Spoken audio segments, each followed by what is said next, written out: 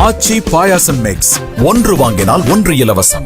Albert Nobel என்கிற Sweden விஞ்ஞானி நினைவாக 1901 முதல் ஒவ்வொரு ஆண்டும் மருத்துவம், இயற்பியல், வேதியியல், இலக்கியம், அமைதி, பொருளாதாரம் என 6 பிரிவுகளில் நோபல் பரிசுகள் அறிவிக்கப்படுகின்றன.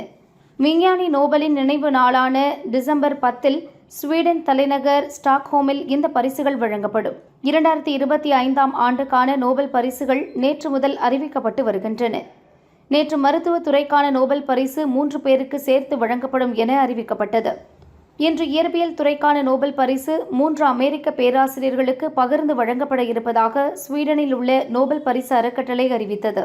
அமெரிக்காவின் இயற்பியல் பேராசிரியர்கள் John Clarke, Michel H Devoret, John M Martinis ஆகியோர் இப்பரிசினை பெற உள்ளனர்.